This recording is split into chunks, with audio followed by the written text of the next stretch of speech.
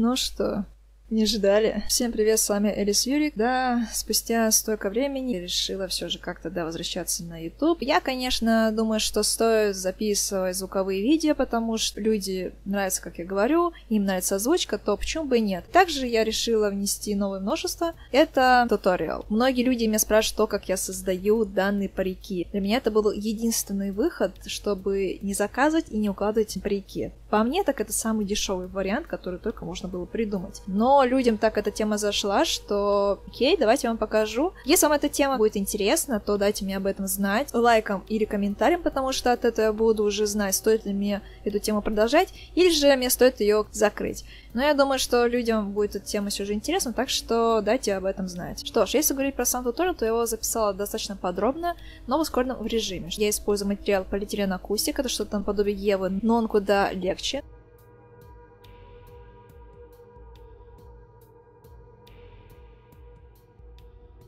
Я прохожусь паяльником для детализации данных полос. В будущем они, естественно, будут больше похожи на сами волосы. На самом деле, не самая моя любимая часть работы, но зато какой результат. Для каждого парика я делаю вот такую вот болванку или шлем. Для музы мне приходится наращивать затылочную часть. В будущем здесь будет еще шнуровка, для того, чтобы парик держался. Также я применяю строительный фен для деформации деталей.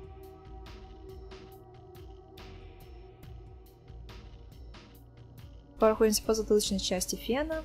Здесь надо быть немножко осторожным, потому что лучшая болванка для таких целей – это лишь только твоя голова. Поэтому здесь надо быть очень аккуратными, так как температура очень высокая. Я обычно использую где-то 350 или 400 градусов.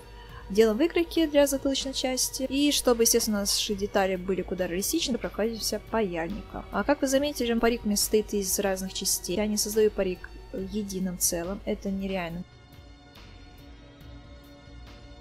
У меня есть два хвоста, на которых будет сделана проволока. Это для того, чтобы эти детали, два хвоста, можно было спокойно изгибать. А для того, чтобы все это закрыть и добавить еще больше реалистичности, я использую тонкую Еву. Тоже проходимся паяльником, потом все это проклеиваем, и, как мы видим, все. Наша деталь готова. Кстати, такой метод я использовала еще для хвостов Стеллы. Детали готовы для последующей покраски. А что касается покраски, это моя самая нелюбимая часть тоже работы, потому что она долгая и занимает очень много времени. Объем лучше прорисовывать сразу же, пока акрил влажный, он хорошо растушевывается.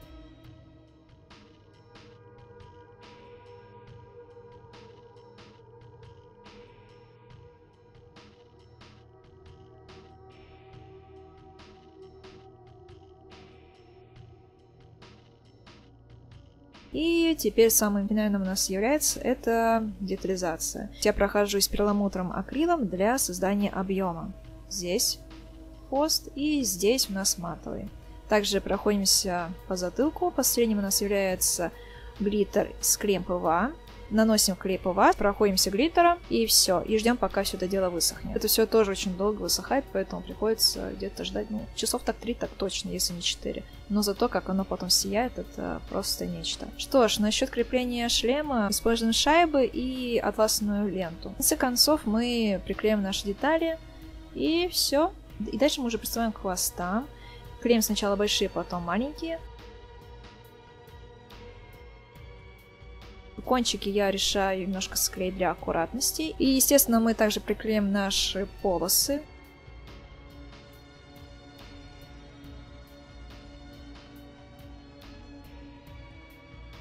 Так, ну и что ж, теперь мы приклеим сами хвосты с помощью клея 88, он хорошо склеивает Еву. Кстати говоря, и настоящая Ева, чтобы вы видели разницу. Из нее я делаю заколки. Я прохожусь объем, также крашу, и все. Тут ничего такого сложного.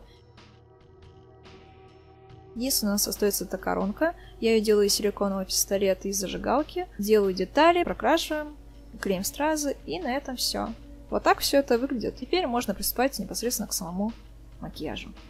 Вам стоит знать, что сейчас большую активность я делаю в своем инстаграме. Поэтому, если вам интересно мое творчество, косплей закосы, арты, то вам туда. Так что подпишись, ссылка будет в описании. А мы продолжаем серию по Энчантиксу, и на очереди у нас Муза. Третья фея из 6, которую я хотел сделать еще давно. но было много причин, чтобы я не успевал за нее сесть. И нет, мне бы не хотелось рассказывать почему. Были проблемы. Сейчас я лишь хочу делать косплей макияжа и без боди-артов на все тело. Думаю, людей это мало расстроит. В любом случае, техника исполнения у меня и дальше развивается. Также можете ожидать на моем канале видео, посвященное куклам. Да, за год я начал приобретать различных кукол по Винкс и по Барби. Да и что уж там. Сам недавно создал БЖД куклу. Да-да-да.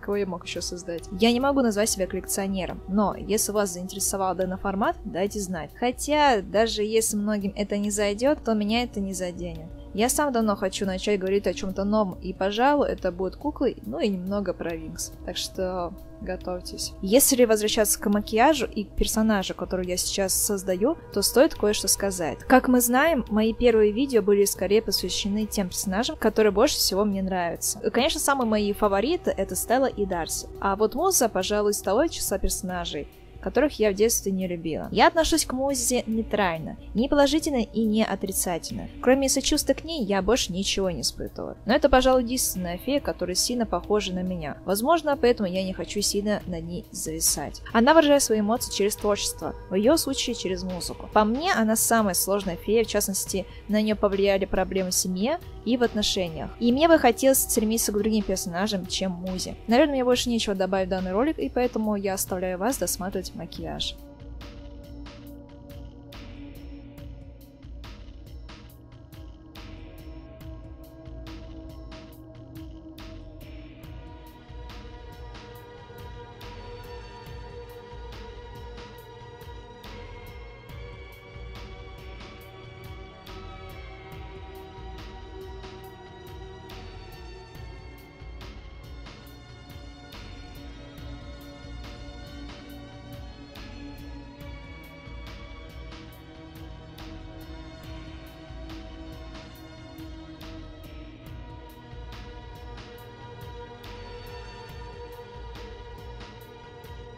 Да, к слову, в этот раз я без линз. Мой цвет глаз подходит Музе, да и линзы увеличат сильно глаза, что точно не подойдет данному макияжу. Конечно, я постарался вложиться и в образ, и в исполнение, и результатом довольна.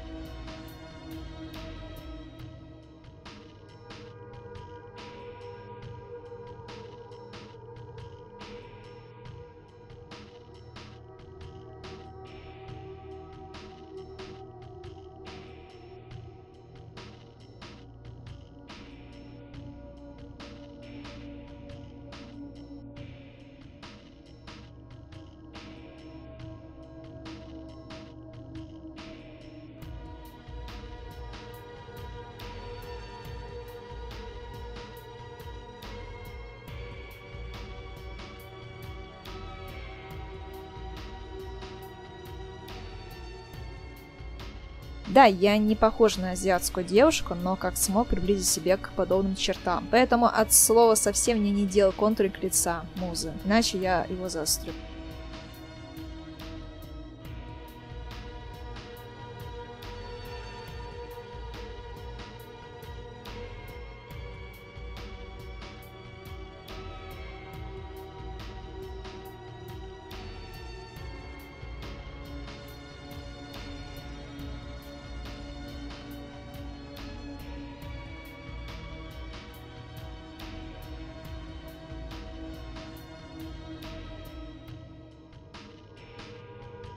И на этом весь образ готов. Напоминаю про свой инстаграм и про туториалы на подобные парики. Если интересно, пишем про это, а там я посмотрю, сколько у вас наберется. Конечно, лучше всего с нормальными париками косплей персонажей. Как говорил, это моя крайняя мера, чтобы не тратиться на дорогие парики. На этом буду завершать ролик. Всем спасибо за просмотр. С вами была Элис Юрик. До новых встреч.